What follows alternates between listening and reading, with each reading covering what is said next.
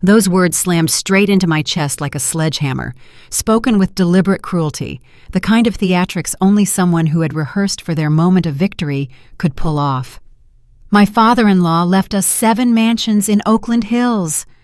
Brianna Cole's voice rang through the lawyer's office like a triumphant bell. Her carefully manicured hands clenched the stack of documents as if they were trophies. Then she turned to me, her voice dripping with artificial sweetness. "Tamara, what a shame. You only got that old warehouse out in Fresno?"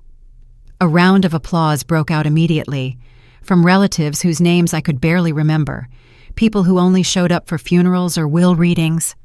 Uncle Robert, the man who had been borrowing money from Raymond for 30 years without paying back a single cent, was clapping too, as if Brianna had just announced she'd won the lottery.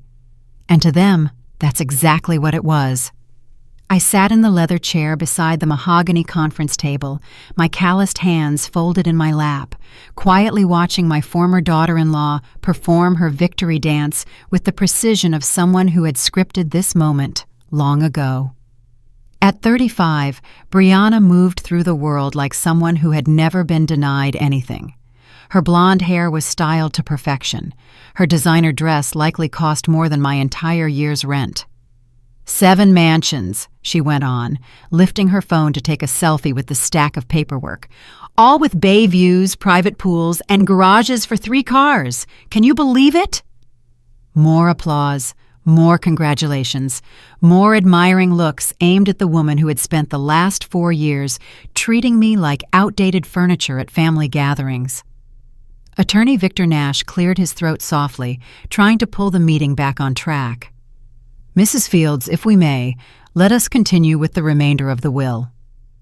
"Oh, of course," Brianna chirped, still buzzing, not even pretending to hide her excitement. "I'm sorry, Tamara. I don't mean to seem too happy. I know. This must be very hard for you." Hard?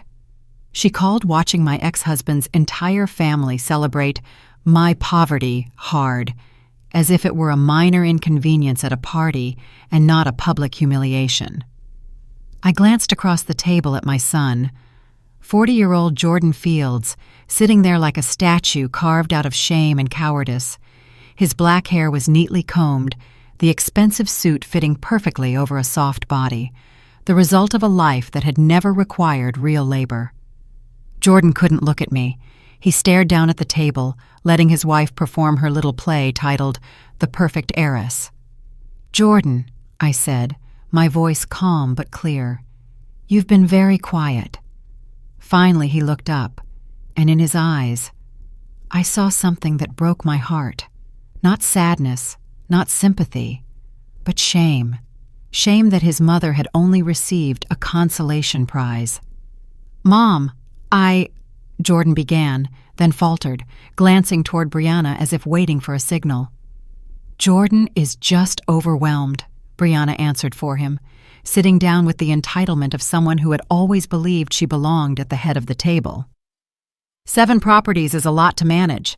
Maybe we'll have to hire a property management company, or buy another yacht just to get between them."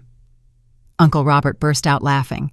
"Brianna, make sure you invite the whole family to the housewarmings, all 7 of them." "Of course, Uncle," she replied, her smile bright as a camera flash. "We're thinking of having the first one next month, a proper celebration of Dad's legacy." Then she turned to me, wearing that sympathetic smile only predators truly master. "Tamara, you're invited too. I know a warehouse isn't much, but maybe you can turn it into something useful, like a workshop. You always were very practical." Practical. Her favorite word. The word she used when she meant poor, low class, not worth noticing.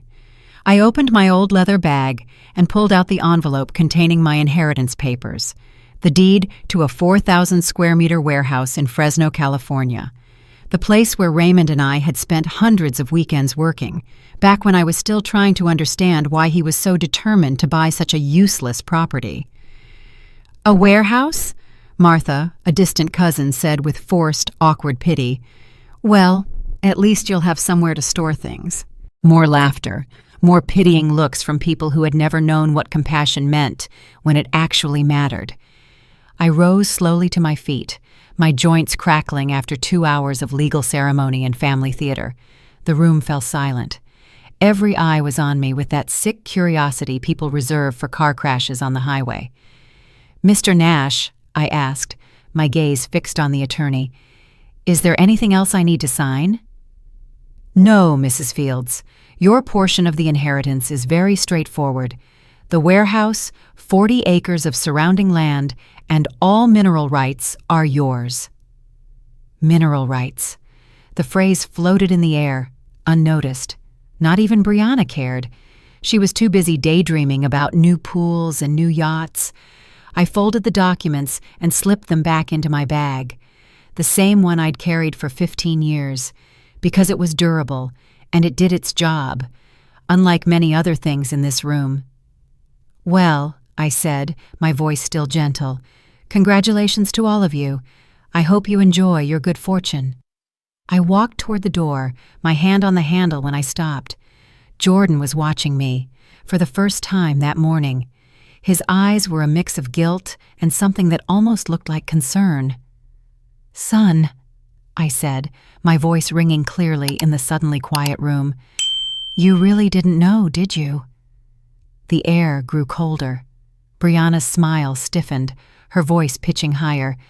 "Didn't know what exactly?" I looked straight at my son, the man I had spent my life raising, loving, preparing for a world more complicated than inheritance checks and glittering Oakland Hills real estate. A world where appearances can deceive, where true value isn't in what people show off, where a warehouse in Fresno can be worth more than 7 mansions with bay views. "Didn't know what, Mom?"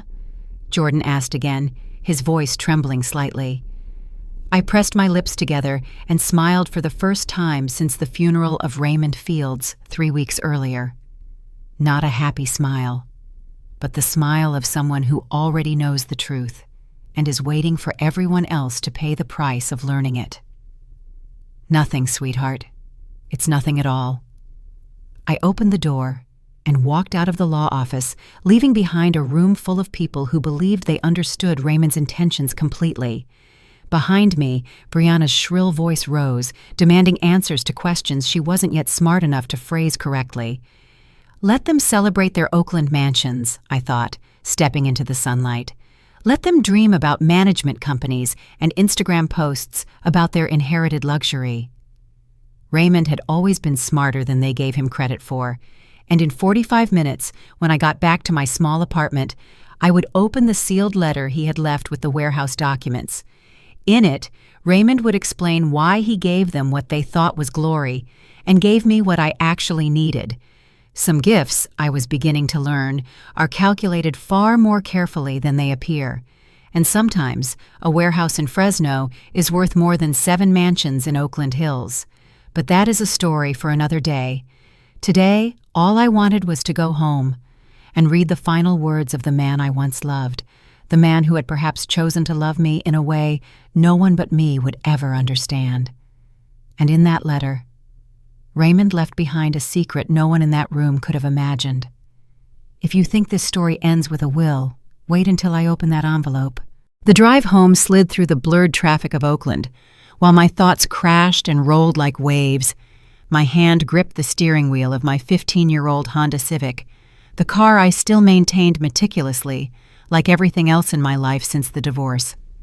Brianna Cole's triumphant laughter still echoed in my head, like fingernails scraping across a chalkboard. 7 houses in Oakland Hills. Those words carried the vicious glee that only someone who truly believes they've just won can muster. She didn't know. Sometimes hitting the jackpot is the quickest way to lose everything. I turned into the parking lot of Lakeside Gardens, the modest apartment complex I'd called home for the last 4 years. Not because I couldn't afford somewhere more upscale, but because, after everything, I'd learned to value what was real over what was shiny, function over appearance.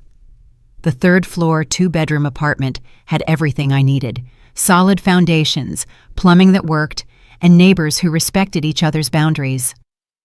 Mrs. Martinez from 3B was watering her plants on the balcony as I climbed the stairs. She waved, her voice warm. "How was your day, honey?" I gave her a tired smile.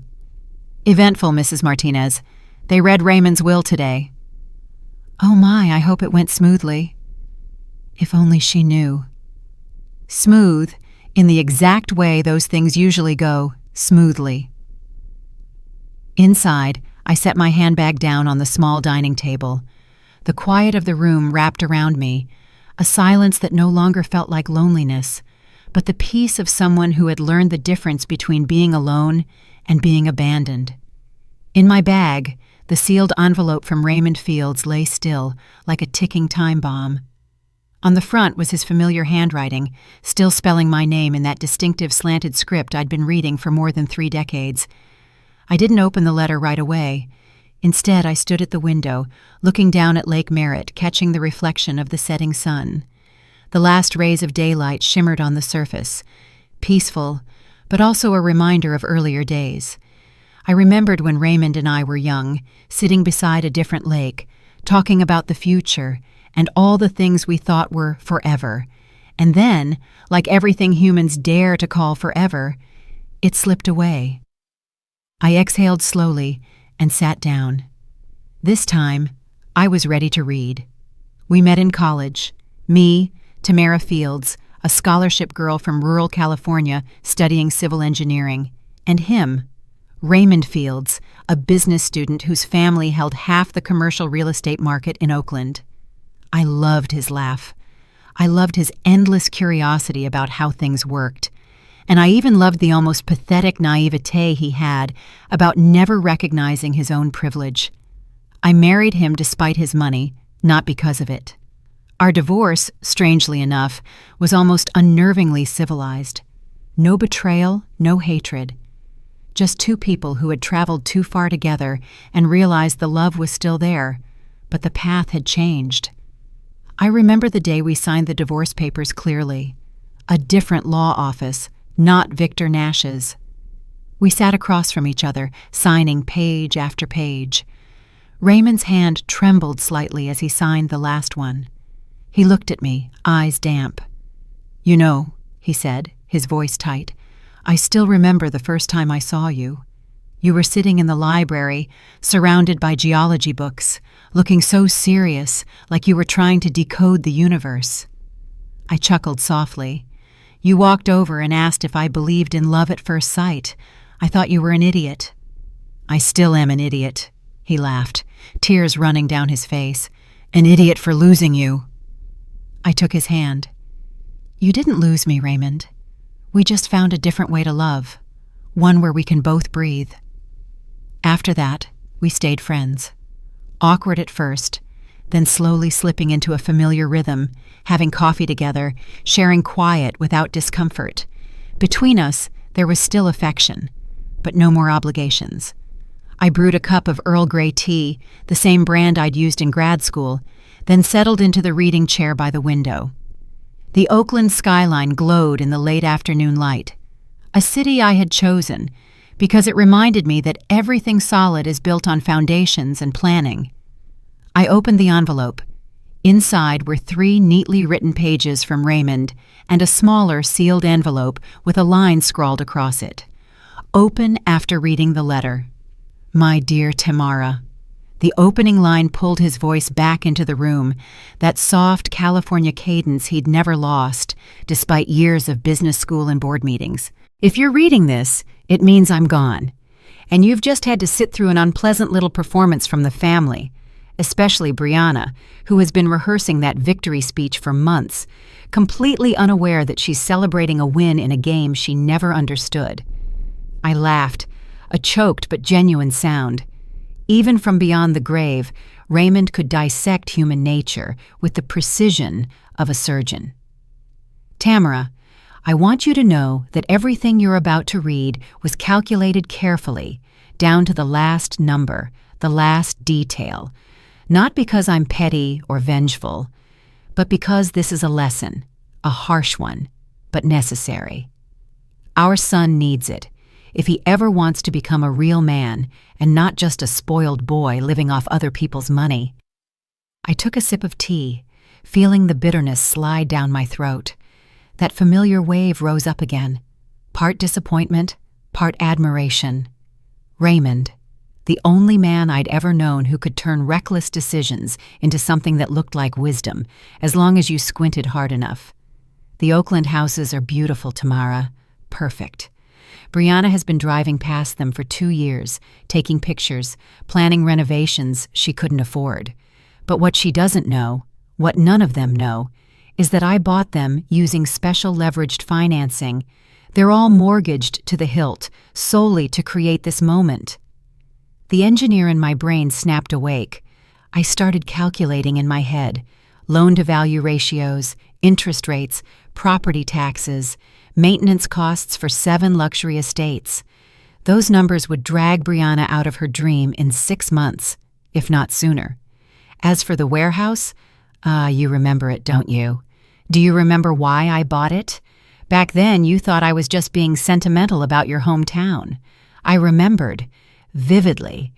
We had been driving through Fresno on our 10th wedding anniversary, when I'd pointed out the bands of limestone, the way the earth sloped toward the river, the layers of sediment hinting at something buried beneath the surface.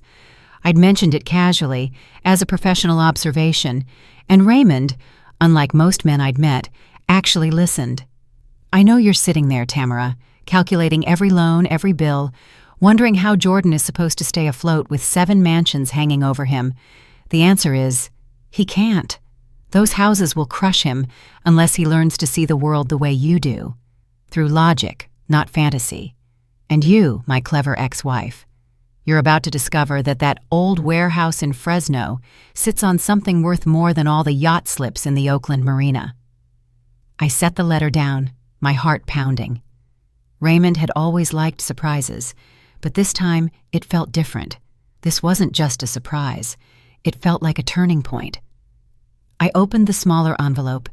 Inside was a single key and a slip of paper with an address. The office of Patricia Hennings, an environmental attorney specializing in mineral rights and water resources. I'd met her once, briefly, at an engineering conference 5 years ago. Now I understood why Raymond had kept her business card. I leaned back in the chair, staring at the key resting in my palm. Part of me was afraid, but another part, the part that was still curious, still an engineer, still the ex-wife of Raymond Fields, felt my heart start to beat to an old, familiar rhythm. If you still have something to say to me, Raymond, maybe it's time I listened to the rest. The phone rang, snapping me out of my thoughts. Jordan's name lit up on the screen. The mother in me, even after being hurt, still made me pick up. "Hi, Mom." His voice was tense, sounding younger than his 40 years. "Are you okay? I mean, after the will reading and everything." "I'm fine, sweetheart. What about you? How are you planning to handle your share of the inheritance?" "Actually, that's why I'm calling. Brianna wants to drive down to Oakland Hills tomorrow to look at the properties, start planning renovations, maybe hire an interior designer. She's already called a contractor about infinity pools." Infinity pools on properties that almost certainly already had them, fed by debt that could swallow every bit of Jordan's savings like quicksand. Sounds very ambitious. "Mom, I know today was awkward. The way Brianna reacted, the things she said about your warehouse, she didn't mean to be cruel." "Yes, she did." Every word Brianna spoke was calculated, every contemptuous gesture, every humiliating moment, intentional. But Jordan wasn't ready to see that yet. "Son, can I ask you something?" "Of course. Do you have any idea how much it costs to maintain 7 luxury properties in Oakland Hills?" Silence on the other end. Then, "We'll figure it out. Dad left us those houses free and clear, right? No mortgages." Oh, my sweet, naive boy. Did Mr. Nash mention anything about existing mortgages or financing? I'm not sure. Brianna's handling most of the financial details. She's better at that stuff than I am. Brianna, who studied communications and thinks a financial plan means maxing out a credit card to buy another designer bag. Brianna, who was about to learn that inheriting 7 mansions is not the same as being able to afford 7 mansions. "Jordan, I want you to do something for me. Before you sign any documents, before you make any major decisions about those properties, have an accountant go over every single financial obligation. Promise me." "Mom, why are you worrying so much? Dad loved us. He wouldn't leave us anything that could hurt us." I looked down at Raymond's letter, where he carefully laid out his philosophy of brutal education and necessary lessons. Clearly, my ex-husband understood our son better than Jordan understood himself. "You're right, sweetheart. Your father loved you, more than you realize." After I hung up, I set the phone on the table and sat very still, listening to the wind slip through the window frame. The city lights cast shifting patches on the ceiling, like a map of choices people had made. Somewhere over the hills, Brianna was sketching out perfect plans for a life of luxury. Here, in this small apartment, I could already see the numbers: interest, taxes, maintenance, quietly lining up, waiting for reality to knock on their door. And in the middle of it all was my Jordan, still believing that his father's love could somehow exempt him from every bill that would eventually come due. I sat there for a long time, watching dusk settle over Oakland, thinking about the warehouse and the Oakland Hills mansions, about the distance between a gift and a lesson, about the price we pay to learn who we are when the things we thought we wanted turn out to be far more expensive than we can carry. Tomorrow, I would drive to Fresno and unlock whatever secrets Raymond had buried beneath 40 acres of California soil. Tonight, I allowed myself to grieve, not just for my ex-husband, but for the piece of innocence Jordan was about to lose when the phone call from reality rang straight into those Oakland Hills dreams. Some kinds of education I'd learned are more costly than others, and some gifts are really just lessons wrapped in prettier paper. 18 months before Raymond died. The call came on a Tuesday morning while I was reviewing drawings for a water treatment project in Stockton. Raymond's name lit up on my screen, which was unusual. We usually only traded short texts about Jordan's birthday or holiday plans. "Tamara, do you have time to talk? Not over the phone. I want to meet in person." His voice was different. In the 4 years since the divorce, I had heard him tired, disappointed, even jaded, but never this empty. "Of course. Is something wrong?" "I need to meet somewhere private, away from Oakland, away from people who know us." A brief silence.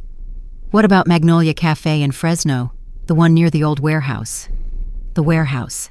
That massive concrete structure sitting in the middle of 40 acres of California farmland, like a forgotten monument to some old industry. Raymond had bought it back when we were still together, after I pointed out the mineral-rich soil and underground water beneath the land. At the time, I thought he was just buying it out of nostalgia. "Magnolia Cafe? Raymond, that's a 3-hour drive from Oakland." "I know. Can you meet me Thursday, 2 p.m.? I agreed, partly out of curiosity, partly out of a worry I couldn't name. Raymond had always had a flair for the dramatic, turning a simple coffee meetup into something that felt like an international summit. But when I saw him 2 days later, sitting hunched in the corner of that little cafe, shoulders slumped, hair, usually so neat, hanging messily over his forehead, I understood. This wasn't theatrics. This was fear. "You look terrible," I said, sliding into the seat across from him. Raymond tried to smile, but the light in his eyes was gone. "Tamara, I'm sick." Those words dropped between us, heavy as a diagnosis from fate. I looked at him more closely. The gaunt face, the deep shadows under his eyes, the way he moved slowly, like a man conserving each heartbeat. "Is it serious?" "Heart," he answered quietly. "Hereditary cardiomyopathy. The doctors say I have about 2 years, maybe less." He clenched the coffee cup in his hands, as if its warmth was the last thing tethering him here. "I've known for 6 months, and I've been trying to figure out how to handle everything." "Everything? What do you mean?" "Jordan, Brianna, and the mess I've created by giving our son everything without ever teaching him the value of anything." I leaned back in my chair, my heart pounding. Raymond was always the one thinking 5 moves ahead. If he was opening up, it wasn't because he needed comfort. He needed me to help him do something. "What do you want from me, Raymond?" "I want you to help me. Save our son." He pulled a thick file from his briefcase. Inside were bank statements, property records, financial projections. As he spread the pages out on the table, my engineer's instincts kicked in immediately. Debt ratios, cash flow, risk. "Look," he said, "really look.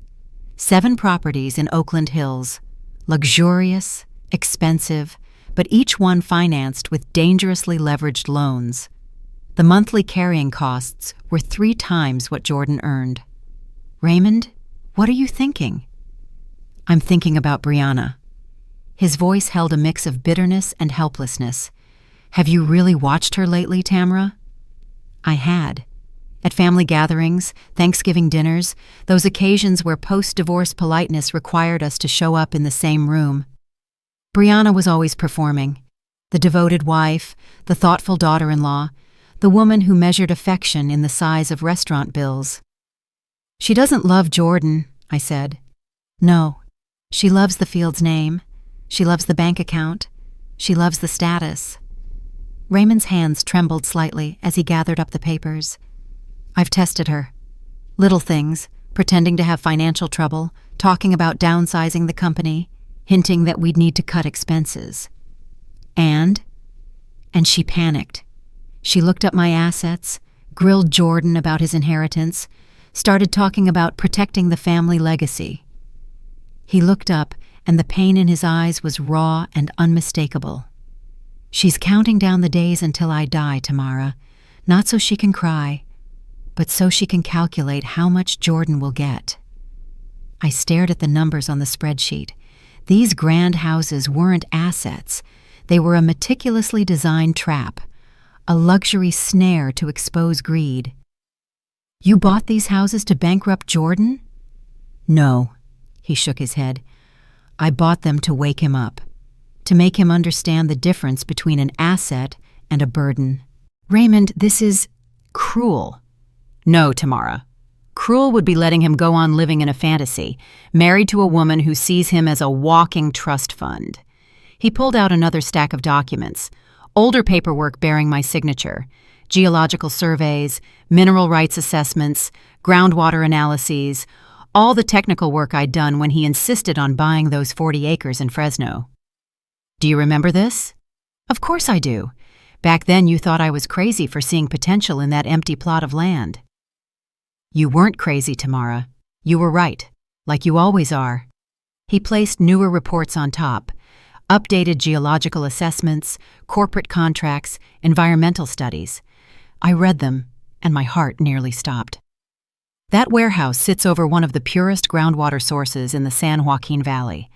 I've spent the last year negotiating extraction rights with 3 major corporations. The numbers in those contracts made my head spin. Millions in annual revenue growing in phases, a stable, clean income stream that could last for decades. "Why are you showing me all this?" "Because I'm leaving all of it to you. The land, the building, the mineral rights, and the contracts." I looked at him, and suddenly everything clicked. "You want Brianna to think she's won?" "No. I want Jordan to learn the lesson I never managed to teach him." He reached across the table and took my hand, squeezing it tightly. "I want you there when he falls. You're the only person who has ever loved this family without needing anything in return. You'll help him get back up, rebuild his life, this time with his own 2 hands." "And what if he never forgives me?" I asked softly. "Then he isn't the man I believe he can become. But I know our son. One day he'll understand. Maybe not soon, maybe not easily, but he will understand that sometimes the greatest gift a parent can give is the chance to prove what their child is really made of." I went quiet. Outside the cafe window, the Fresno sun poured down, glinting off the coffee cups, light flickering across the contracts like a prophecy. Raymond kept talking, but his words blurred at the edges. In that moment I realized He wasn't just preparing for his own death, he was preparing for our son's rebirth. A plan disguised as betrayal, a lesson wrapped in debt, a legacy dressed up as punishment. That day, I nodded. In a small cafe in Fresno, I agreed to help my ex-husband carry out his final act of love, disguised as a stab in the back. I signed the documents, made my promises, and accepted the responsibility to catch our son when he fell. I just hadn't expected the fall to be so deep and so painful, or that it would take 18 months before Raymond's lesson even began to unfold. On the day Brianna Cole raised that inheritance paper and declared victory to the sound of applause. Some gifts, I was beginning to learn, are worth waiting for. And some plans are so intricate, you can only understand them after the consequences have made the lesson impossible to ignore. 3 weeks after the will reading, I was sitting at the kitchen table, going over geological survey reports, when Jordan's panicked call ripped through the quiet evening. "Mom, I need to ask you something, and I need you to tell me the truth." His voice was stretched tight like a guitar string, the tone I'd only heard once before, when he was 12 and accidentally smashed the neighbor's window with a baseball. But this wasn't childish mischief. This was the fear of a grown man. "What's going on, sweetheart?" "How much did you know about Dad's finances? I mean, the real situation before he died?" I set the stack of water rights documents down. The engineer in me immediately started fitting the pieces together. 3 weeks. Exactly enough time for the tax office to send a quarterly estimate for 7 houses in Oakland Hills. "Jordan, what happened?" "The bills, Mom. God, the bills," his voice cracked. "The property tax on the 7 houses, for just 1 quarter, is $218,000. $218,000, Mom. That's more than my entire annual income." I closed my eyes, remembering the cold precision in Raymond's design. He had built this exposure point right into the plan for his son. "Have you talked to Brianna yet?" "She says not to worry, that rich people always have ways to handle taxes, that Dad must have had a whole team of accountants and financial advisors taking care of everything." He let out a sharp, bitter laugh. "She just hired 3 more interior designers and ordered a $40,000 dining set for the beach house, because in her words, we need to live up to the property's potential." He paused, papers rustling. "And the mortgages, that's another story. Dad didn't leave them free and clear. There are mortgages on 6 of the houses, and the total monthly payment is $73,000. $73,000 every month, plus taxes, plus insurance, plus maintenance, for 7 luxury properties that require constant injections of cash just to look luxurious. Raymond hadn't handed Jordan homes. He'd placed a financial time bomb in his hands with a very short fuse. "Jordan, how long can you hold on?" 4 months, maybe 5, if I cash out my retirement and max every credit card I can open." His breathing grew shallow. "Mom, I think Dad made a mistake. Or the lawyer messed up. There's no way Dad meant for me to be stuck with this mountain of debt." "Oh, my sweet boy. Your father had done exactly what he intended. Have you considered selling some of them? Brianna won't hear of it. She says selling would betray Dad's vision, that it would be abandoning the family legacy." His voice edged toward panic. "She's planning a 4th of July party at the main house, 200 guests, full catering. And Mom, she ordered an $8,000 ice sculpture, $8,000 for frozen water that melts in 4 hours. I glanced toward the drawer that held the safety deposit box key and the corporate contracts that could free Jordan in an instant. But opening that drawer now would rob him of the lesson Raymond had built for him, learning the difference between earned security and inherited debt. "Jordan, what do you need from me?" "I need to know if Dad left any kind of backup plan, emergency fund, or extra assets that aren't in the will. Anything that could help me stay afloat." I drew in a long breath. "Son, your father was always deliberate. If he left you 7 houses, it's because he believed you could handle them." And if I can't? What if I'm not smart enough, not strong enough to carry this kind of responsibility? The vulnerability in his voice made my chest tighten, but I forced myself to remember Raymond's letter. Brutal but controlled education, failure with guardrails. Jordan, when you bring these worries up, how does Brianna respond? She says I'm being negative, that successful people focus on opportunities, not problems. She tells me to think bigger, to welcome abundance. He gave a dry, humorless laugh. Yesterday, she suggested borrowing more against the properties to fund renovations and maximize lifestyle potential.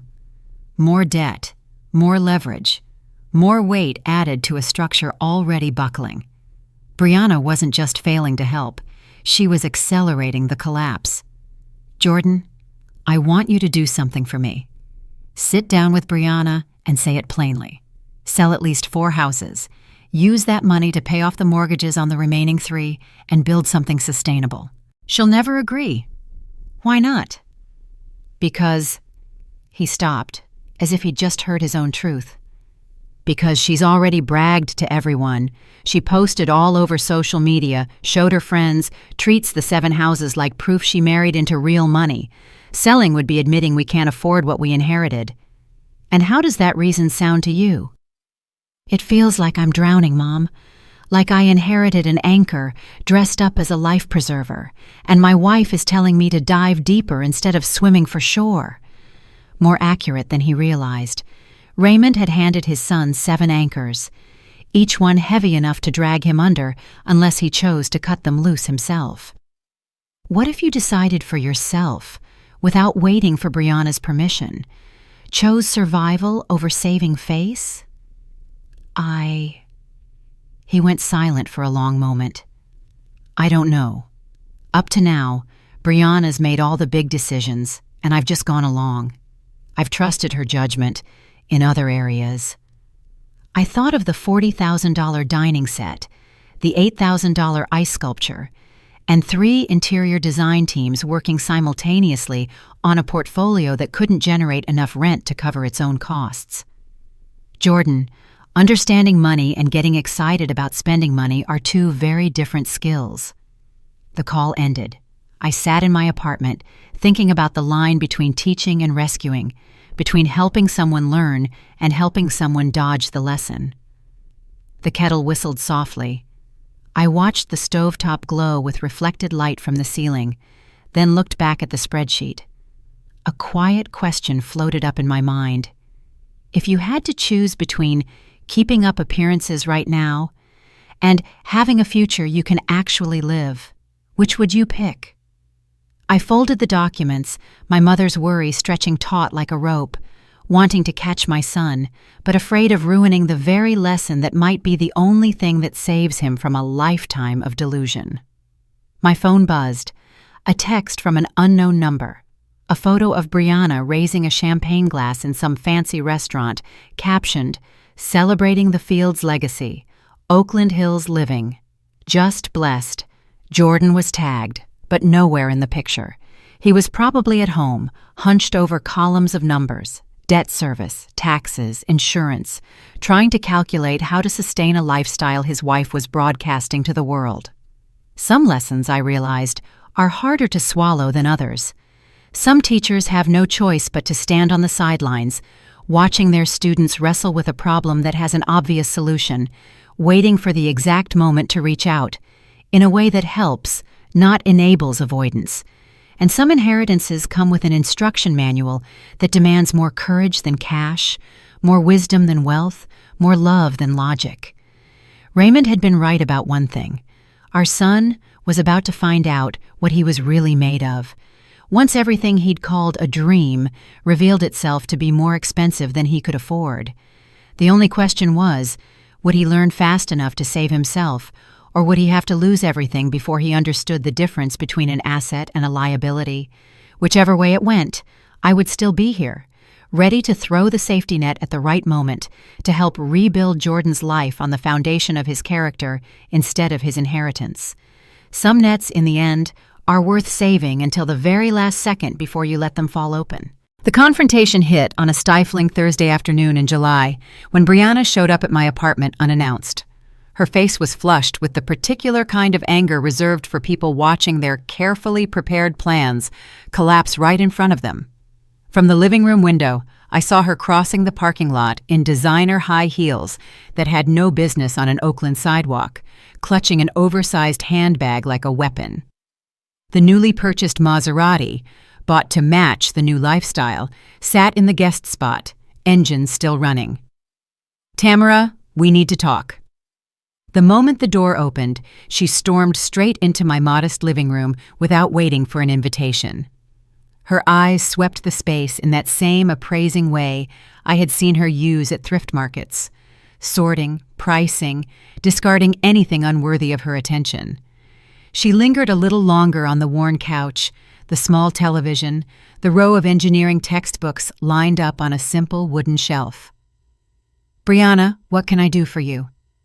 You can stop pretending you do not know what is going on." She spun around, and even the flawless makeup could not hide the stressed lines etched around her eyes. "Jordan is talking about selling 5 of the Oakland Hills properties. 5, Tamara. Do you understand what that means?" "It means my son is trying to create a sustainable plan. It means giving up." Brianna started pacing across the small room like a caged animal. "Those houses are everything Raymond built, the legacy of the Fields family. They are not just real estate. They are symbols of success."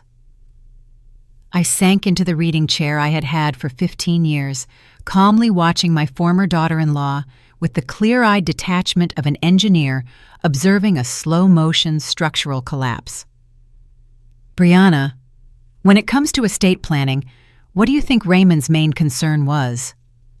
"To preserve assets, maintain the Fields' reputation, ensure his legacy lives on through the properties and investments he spent his life accumulating.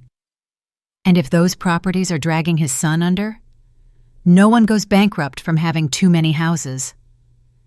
The sentence burst out of her so forcefully that the neighbor's dog started barking through the thin wall. "Rich people know how to make it work. They borrow, they leverage assets, they think creatively to find solutions." "And how creatively have you thought about covering $73,000 in monthly mortgage payments?" Brianna went pale beneath her foundation. "How do you even know about those payments?" "Jordan told me. My son has been calling his mother every few days for advice on how to manage the financial obligations Raymond left behind." "That is private. Jordan should not be discussing our finances with anyone, including you." "Including his own mother?" I almost laughed. Sophisticated financial strategy, coming from someone who treats credit card limits as the first solution to every problem, even ice sculptures. "Brianna, why do you not tell me about these sophisticated strategies?" She pulled her shoulders back, assuming the posture of someone about to explain things to a less informed person. "We are exploring several options, securing additional financing on the properties to fund renovations that will increase rental value, entering corporate partnerships with luxury vacation rental platforms, possibly selling 1 or 2 homes at a profit and reinvesting, so the remaining ones appreciate even more." I listened to the bullet points, each one sounding memorized out of a late-night real estate infomercial. Her face brightened as she convinced herself that debt could magically turn into assets through positive thinking.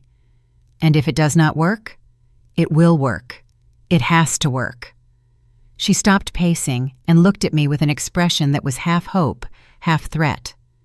"Tamara, there is something you need to understand. Jordan is starting to listen to negative influences, people who do not understand assets, who are too afraid of big risks to reach for big rewards. People like me? People like you." She lowered her voice, carefully shaping each word to sound reasonable while preparing to say something deeply unreasonable. "I believe you mean well, but you have never operated at this level of financial complexity. You have never managed multiple properties or handled the tax strategies and investment opportunities that come with real assets. You are right. I have never owned 7 heavily mortgaged mansions whose carrying costs exceed the income they generate. I see what this is. You think small. You focus on monthly cash flow and do not understand long-term asset value and lifestyle maximization. I went into the kitchen, returning with 2 glasses of iced tea and a folder I had already prepared for this conversation. Brianna, let me show you something. I opened the folder and spread out the financial projections, debt service schedules, and cash flow analyses, all calculated with the same technical precision I bring to infrastructure projects. These are the real numbers for the 7 Oakland Hills properties: monthly maintenance costs, annual taxes, insurance, repairs, utilities, everything required to keep them as sparkling as you present them on social media. Brianna gave the documents a dismissive glance. Numbers can be twisted however you want. Successful people focus on what is possible, not on limits. With Jordan's current income and your current spending, you hit the wall in 4 months. Nonsense. 4 months, and that is assuming you cut every non-essential expense starting today and do not take on any more debt. You just do not understand how assets work, Tamara. Rich people are not obsessed with monthly cash flow. They think in terms of equity, appreciation, creating long-term value. And rich people also know the difference between an asset and a legal liability, I cut in, between an investment that generates income and a lifestyle purchase funded entirely by debt. I pulled out another set of documents, the geological surveys and water rights assessments Raymond had commissioned for the Fresno warehouse. What is that supposed to mean? It means that sometimes the most valuable thing looks worthless to someone who only understands the surface. Brianna leaned in, her expression shifting from disdain to confusion, then to something close to panic as she read the title. This is a mineral rights evaluation for your warehouse. Exactly. Groundwater extraction rights from one of the purest aquifers in the San Joaquin Valley. I do not understand what that means. It means my so-called worthless warehouse sits on water rights that generate about $8 million a year in licensing revenue. The color drained from her face. That is impossible. Here are the corporate contracts. I laid down the signed agreements with Nestlé, Coca-Cola, Danone, each dated, each with clear terms. $2.3 million in royalties every quarter, starting 90 days after Raymond's death. Renewable, with escalator clauses, totaling roughly $8 million a year. $8 million. Brianna's voice snapped like a frayed thread. That is more than the 7 Oakland Hills properties could earn, even if they were debt-free and fully rented year-round. She stared at the pages, her hands trembling slightly as she tried to process the scale of the truth in front of her. Raymond knew all of this. He knew when he wrote the will. He commissioned the surveys, negotiated the contracts. He knew exactly what he was giving each person. So that means... She looked up, wearing the expression of someone watching their entire worldview crumble. It means you are actually rich. Rich for real. I am financially secure in a way that does not depend on borrowing or servicing debt. Brianna collapsed onto the worn chair, all her bravado deflating like a punctured balloon. Why did you not say anything? Why let everyone think you got the worthless scrap? Because Jordan needs to learn the difference between assets and debt, between income-generating investments and expenses that devour income. He needs to learn who loves him and who loves his money. The room fell silent for a long moment. She stared down at the contracts, undeniable proof that Raymond's final judgment had been anything but foolish. The old air conditioner coughed out a breath of air that was more warm than cool. At the window, the last strip of sunlight slid across the back of the chair, pale gold, like a question mark waiting to be answered.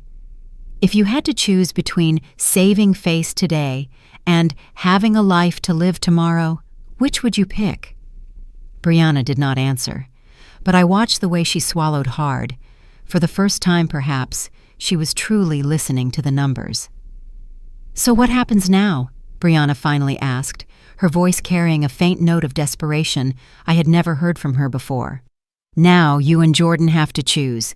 Build your life on financial reality or keep chasing a lifestyle fantasy that erases everything Raymond actually left behind. And if we choose wrong, then you will learn exactly what it costs to keep 7 mortgaged mansions when there is no income stream strong enough to hold them up. And you are just going to stand by and watch us fail? I will be here when Jordan is ready to learn the lessons his father tried to teach him. Whether you are part of that learning process or whether your own lesson lies somewhere else entirely, that is up to you. The call came at 2:47 a.m. on a Tuesday morning at the end of August. Jordan's name lit up on the screen, and I knew, without hearing a word, that the educational program Raymond had designed had reached its inevitable conclusion. "Mom." His voice was hoarse and broken in a way I hadn't heard since he was 8 years old. "I'm sorry for waking you, but I need help." "Where are you?" "Sitting in my car, outside a bankruptcy attorney's office. I've got an appointment in 6 hours. He let out a laugh, empty and desperate. "Turns out you can't leverage your way out of debt when there's no real asset to leverage." "What happened, son?" "Last week, we lost 3 of the houses. Foreclosure. The bank repossessed them after 3 missed mortgage payments." His voice now was eerily calm, the kind of calm that only arrives after the panic has burned through all the oxygen. "Brianna hired a lawyer to fight it. But you can't beat math, Mom. When the numbers don't add up, no argument will balance them." "And the 4 remaining houses?" "We fire sold them. Everyone knew we were desperate, so we got lowballed. If we're lucky, it'll be just enough to clear the remaining mortgage balances and the credit card debt." He paused. The faint hum of traffic drifted through, a city waking up around my son's financial wreckage. "The lawyer says if things go well, we might walk away with around $200,000. $200,000. From a fortune that had looked like tens of millions just 4 months earlier. Raymond's brutal equation was unfolding line by line. "How is Brianna?" Jordan's voice hitched. "She filed for divorce yesterday. Her lawyer is demanding half of whatever's left after the bankruptcy, plus alimony, and she wants me to shoulder all the debt she racked up to maximize our lifestyle potential." I closed my eyes, hurting for my son, yet knowing this moment had been unavoidable from the day she raised her glass to 7 houses she didn't understand the true cost of. "Where are you staying?" "In an extended stay hotel near the airport. It's cheap, and they don't ask questions when you pay cash." He laughed again, bitter and sharp. "Funny thing, Mom. Your entire social circle disappears overnight when they find out you can't afford to split the check at the places they like." "Son, I'm coming to get you." "No, Mom. Thank you. But I have to handle this. I need to learn how to rebuild from whatever's left after the lawyers finish rolling their dice." "You don't have to be alone." "I do, Mom. If I don't stand on my own now, I'll never learn how." His voice grew steadier. There was a resolve there I had been waiting for a long time to hear. "I've had 40 years of other people handling things for me. Dad with his money, Brianna with decisions, you with advice I didn't listen to. This mess is mine. I need to be the one to clean it up." A wave of pride rose in me. At last, I was hearing the man Raymond had once hoped for. "Jordan, what if I told you your father predicted this moment, that he left behind a plan to help you rebuild, once you were ready to learn?" I'd say Dad was smarter than I was, and that whatever help he left, I probably don't deserve it after the choices I've made. "And what if I told you that you do deserve it, that everything was set up to teach you exactly the lesson you needed?" "What are you saying, Mom?" "I'm saying it's time to come home, son. Not to Oakland, not to your old life, to Fresno, to that warehouse everyone thinks is worthless." "The warehouse? I don't understand." "You pack what you can into your car and drive to Fresno. There's something I need to show you, something your father left that you can only truly understand when you see it with your own eyes." After we hung up, I sat in the kitchen waiting for sunrise, thinking about the line between saving someone and teaching them to save themselves, between shielding them from consequences and helping them learn from the consequences they've just survived. At 8 o'clock, I drove to First National Bank of Fresno and opened the safety deposit box that held Raymond's final gift, the corporate contracts, the geological surveys, and a deed transferring half the ownership of the warehouse property to Jordan. Raymond hadn't just planned to catch his son when he fell. He had laid out the tools for him to rebuild something solid from the rubble of those Oakland Hills dreams. But only after Jordan finished the lesson on the difference between inherited assets and hard-won wisdom. The clock on the wall crept past 3 in the morning. Outside, a truck screeched by, its headlights smearing a yellow streak across the curtain. If a fall can give you back the spine you'd lost, is it worth it? On the other end of the line, Jordan didn't answer, but his breathing had steadied. For the first time, I heard the quiet of a real decision. Jordan arrived that evening, driving a 10-year-old Toyota, everything he still owned crammed into the back seat. He looked older, thinner, worn down by months of financial pressure and social humiliation. But there was one thing that had changed in the way he carried himself, a sign that in Oakland he had lost more than money. He had lost his illusions about himself and about a world that had once both indulged and protected him. "Mom, this place looks exactly the same as when I was a kid." "Some things don't need to change, sweetheart. They just need to be valued for what they are, not for how they look." I led him into the warehouse, to the conference table where I had already laid out all the documents Raymond had left. The water rights assessments, the corporate contracts, the financial projections proving true, sustainable assets instead of glittering debt. "Jordan, your father left you something far more valuable than 7 Oakland Hills houses. He left you the chance to build real wealth based on renewable resources and solid business principles." I watched his face as he read the geological surveys, the corporate agreements, the mathematical proof that the warehouse he'd once dismissed as worthless was in fact the foundation of an intergenerational asset. "He knew," Jordan whispered, his voice a blend of amazement and a trace of grief. "He knew I'd lose everything in Oakland. He knew Brianna would leave. He knew I'd end up here, broke and desperate, finally ready to listen. He knew you needed to learn the difference between an asset and a debt, between someone who loves you and someone who loves your money, between building what lasts and buying what only looks impressive. And he knew you'd be here to catch me when I fell." "We'll catch each other, sweetheart," I said. "Partners in what your father laid the groundwork for, and we'll grow it together, built on character, not inheritance, on sustainable resources, not leveraged dreams." The late afternoon wind slipped through the crack of the door and gently lifted the corner of one of the contracts. In that moment, I suddenly understood. Some losses are designed to give us back our compass. Jordan looked up, and in his eyes, the shame had softened, making room for a new, quiet steadiness. That night, Jordan and I opened Raymond's champagne and clinked glasses to the beginning of a partnership that would honor everything worth preserving in the field's legacy, while letting go of everything that had been corroding it from the inside. 2 years later, I stood beside Jordan on the warehouse porch, watching a group of young people celebrating their graduation from the Valley Technical Training Institute. They laughed, lifting their certificates high into the late afternoon sun, the simple joy of people who had earned something valuable through honest work. The ceremony was small and simple, but full of meaning. 23 students received certificates in sustainable agriculture, water management, and renewable energy, skills that would allow them to stay in California, to work and transform their own hometowns, instead of abandoning them to chase distant opportunities somewhere else. The property that had once been dismissed as worthless had completely transformed.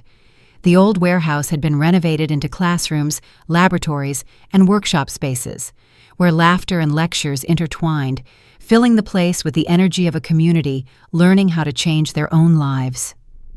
"Maya Johnson just got a job with the Agricultural Extension Service," Jordan said, eyes bright as he watched the young woman hugging her parents. "Starting salary is $48,000 a year, working on sustainable farming initiatives across the valley." I smiled, My son had finally become the man Raymond always believed he could be, humble, steady, and grounded. He no longer looked like someone clinging to illusions. Instead, he carried the quiet confidence of a man who had built something that truly mattered, not just inherited something impressive. "There's something I want to say to you," I said softly, my eyes following the community we had built together. "You know, there's something your father left behind that's worth more than $8 million a year." "What's that, Mom?" "It's the fact that you know who you are when you have nothing. Most people go their whole lives without ever touching that kind of awareness." Jordan fell silent, his gaze drifting out over the San Joaquin Valley stretching all the way to the horizon.